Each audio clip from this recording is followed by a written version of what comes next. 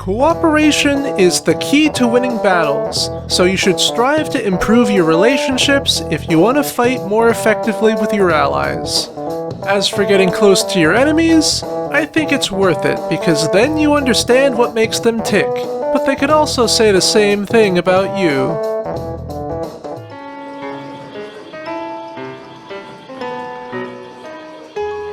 What am I discussing? Oh, you just wanted to butt in the conversation. Bad terms, but not— oh my god, 300? I has been hating you. It's been less than 2 weeks since arriving in Ashihara, and all we've done is create a confusing love triangle between the two female leads. Meanwhile, the Kagai continue to tear up the world. Thank goodness TV broadcasts are unaffected, yeah? At this point, I'm sweating because the game hasn't given any indication where the next portal's gonna be, and it's already getting down to the wire. We go to school with Konaha, as usual. School's not that way! But we run into Mr. Max along the way, and he looks quite morose. However, everything about this game is so bipolar that I don't pay it any mind. You're totally killing the vibe here, you know. A day later, we find him on the beach giving the villain's monologue, and the portal finally opens. I swear it! I'll bring them back! I'll harness the power of the gods! Recover them from Death's realm! Alright, it's party forming time. Like with the tree boss, we gather Makina and Ichika and find Mr. Max in the mirrored version of the beach. But he was waiting for us, and he transforms into the bonefish from Mario Galaxy. Waratsumi! Much like the sack of crap who built the A-bomb, he becomes Death, destroyer of worlds.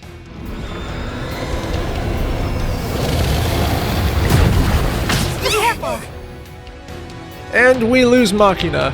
I don't need to worry about what it means to be alive now. And then we lose Nini.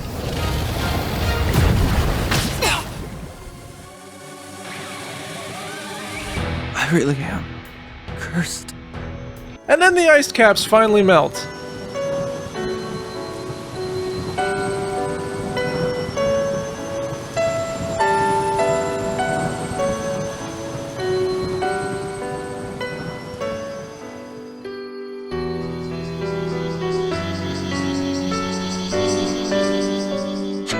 Good morning. Or good evening. Not satisfied with this result, I decide to reload the save file and exit the underworld to regroup. The next day, we try to get Konaha and Ichika to make up, but alas, the two are like oil and vinegar. You two get along. Hey, don't run away from her. Recently, I finally understood what the word cute refers to. It's what you want to cherish and protect, correct? As for the word cute itself, I've also come to realize that you fit my definition perfectly. I somehow wrangle them together and approach the portal, but Konaha decides to bail at the last second. Why? Which means Makina is back in the fight. I feel fully charged with tasty bolts today. This time, I actually used Nini's celestial sight to determine what old Fishbone is scheming, and we're able to beat him down.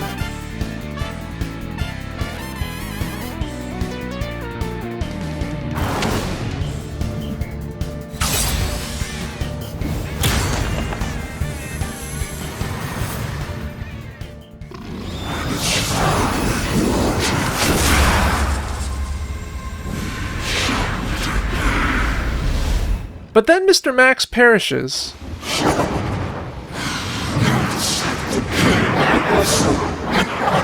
What the heck? Glasses Girl was fine. Is this scripted? No, apparently you need to have a high enough friendship with Mr. Max in order to rescue him, but we're estranged at best, and so Nini now has blood on his hands. I don't think he was a bad person. At least, not until the Kagai possessed him. I wanted to learn so much more from him. But his killer isn't allowed to have regrets. And he died by my hand. Anyway, we continue onwards because I'm extremely curious what will happen when the school is out one teacher. Makina is in high spirits, considering what we just did. You're in a good mood, so why is it a serious mood? And Ichika seems to have trouble breathing around us. Konaha tells us that she can't see us as her boyfriend anymore, and that's probably for the best. Ichika overhears this and decides to go in for the kill. They're just waiting at the base of the staircase. Huh. They're going inside. Oh no. We go on a date with her, and shortly afterwards, she decides to upgrade us from Space Boyfriend to Space Husband. Let's go! However, if whatever got possessing you absolutely refused to leave, then I'd have no choice but to kill you. We need to leave. But Ichika isn't the real concern. Our homeroom teacher is still grieving over Mr. Max's death, and we're still left in the dark over who the Kagai will possess next. And then we have Machina, who wants to wrap her hands around our neck. Not to strangle us, mind you. We head to the shrine to receive our daily blessing, but we run into an angsty kid who is taking life way too seriously. Please listen. The Kagai take her into the underworld and open the portal again. And so we grab Ichika and make our way to wherever the hell Machina wandered off to. On our way, every single person we run into smack talks Ichika, but she takes it like a champ. Excuse me. You might be wondering why I always bring Ichika and Machina into battle. Well, that's because they are the only two teammates who can halfway stand each other. As you play the game, the characters' feelings for each other only intensify. If they dislike each other from the start, then they will only continue to hate each other as the game progresses. Same goes for if they like each other. So we search all over town for Machina, and when we finally find her, she has some weird things to say. What's up?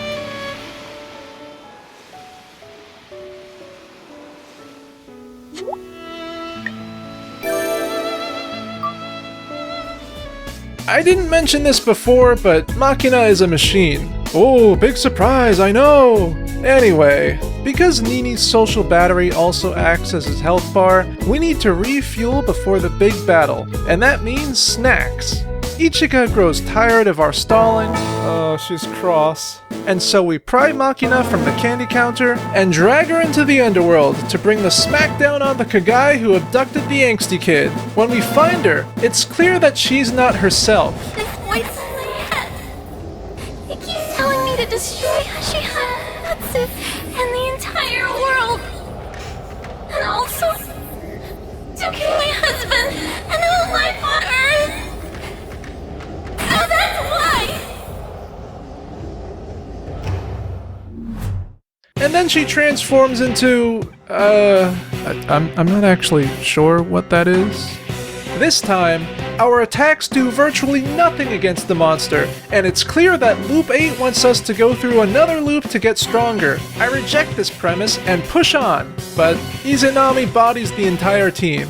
First Machina, then Ichika, and finally Nini. And now you, Narukami's gonna have to come and clean up our mess. I really am cursed.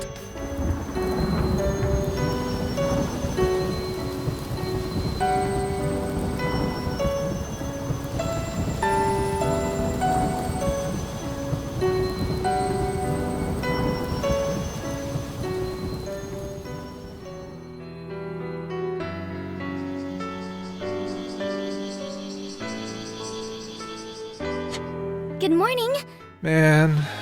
By this point, the game was starting to give me a real bad case of gloom. So we go back into town and try to increase our social stats in order to have a better chance at beating that thing. On the final day before Izanami calls up the boys down under, we head into the underworld to defeat her. This time, we whittle down her HP to critical levels, but we just aren't strong enough to clear the final hurdle, and Nini once again confirms that he's cursed. Without any other options, I start Loop 3 and immediately try to max out the friendship level with the Gloomy Glasses girl so that she doesn't get possessed by Wispy Woods. Everything's going swimmingly until one night at the shrine. What was that?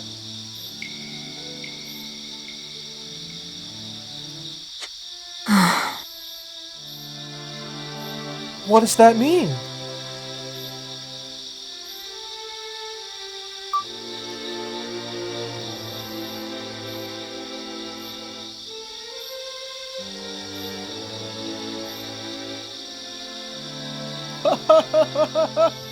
And now every time we talk to her, she stabs us! Don't stab me. You're in a good mood. Oh! Please. Oh! You wouldn't stab me in school, would you? Oh! Tense mood indeed.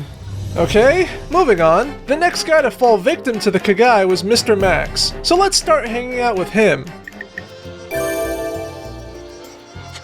No. Yeah, he's a tough sell. Also, Vater is Mr. Max? Why didn't you say anything, Machina? Kinda going home here. And while we're at it, we should also address the angsty kids' problems too. You gotta study if you wanna be smart.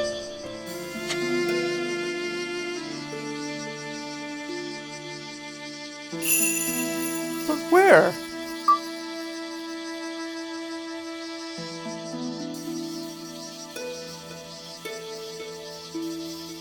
Sorry! I didn't realize someone else's kid was also my problem, but at least she's not sad anymore. So we should all be set, right?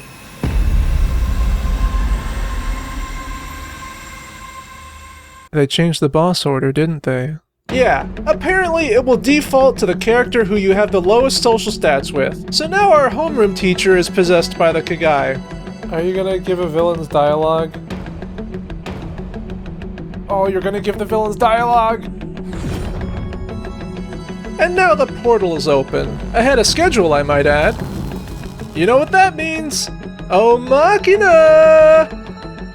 Normal is best. We find Ichika too, or rather, she finds us.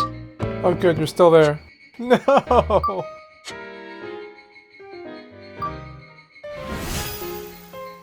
Why?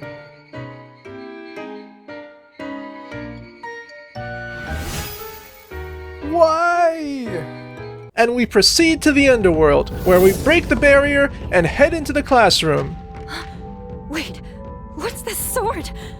My body's moving on its own! Teach wastes no time with exposition, and so we find ourselves face to face with Hino Kagutsuchi, or I guess Kagutsuchi. We easily beat Kagutsuchi, but unfortunately our teacher is universally hated, so there's no option to save her. Nini lands the final blow,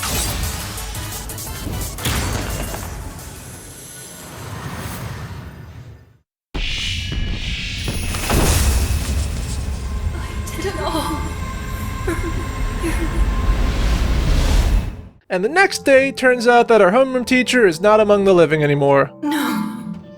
It's actually sort of funny. I wonder what Mr. Max is gonna say. What does my name mean?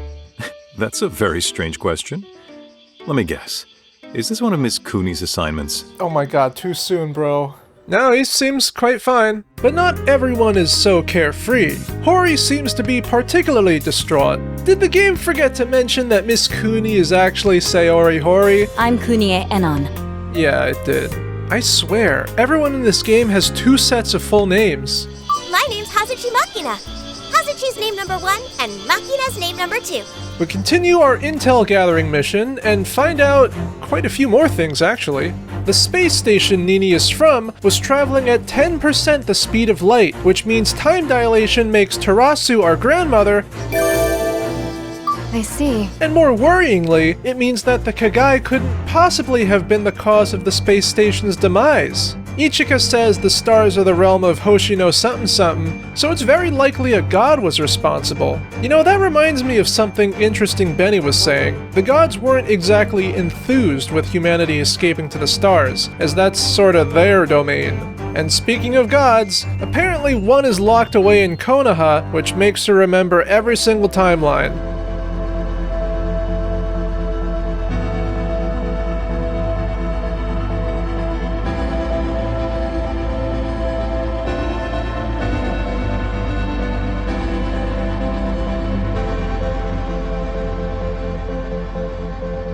And that means that the elder sister Ichika was talking about is Konaha. Why don't people verbalize these things? Our teacher, Mr. Max, is mourning on the beach again, but instead of being taken in by the sea, he shows us a picture of his late sister, the one who Machina's design is based off of. Nothing important. just an old family photo. Like pictures, some memories hardly fade over time. As the years go by, they become ever more vivid. Luckily, Machina was already taking a walk with us, so Max and Machina run towards each other for a big ol' family hug and no, never mind. Let's check back in with Ichika. That's new.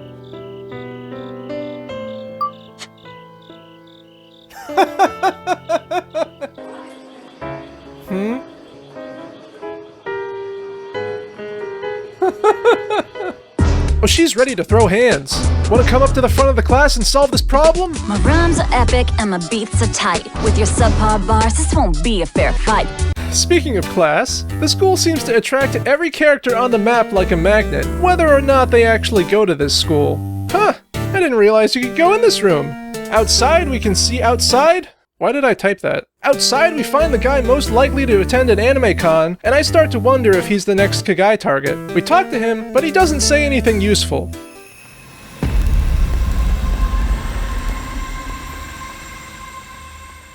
Okay, it's the final day. It has to be him. I mean, who else could it— Hey! Yep, called it. The game is really toying with me here. You have to guess the correct time and place to witness the Kagai abduction, and sometimes it doesn't even trigger. You have to talk to them multiple times. Otherwise, time ends up running out and the world ends. Disregarding that nonsense, we grab Ichika and Machina again, and yeah, you know the drill. We find him in the same location in the mirror world. He transforms, it's the god of wind, or something, and we start the battle. Thankfully, he's a pushover, and even though he has the worst mechanic in turn-based RPG combat, the old clay jar goes down without any trouble.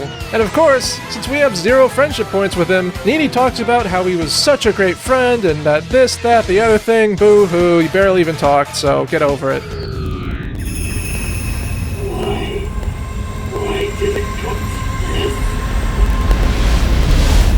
I wonder how many loops it'll take to get the best ending. That's a rhetorical question, because I ain't answering that. This video ends here. Thanks for tuning in. If you enjoyed this content, please leave a like and subscribe and do all that stuff. Leave a comment. At least you're not playing loop 8.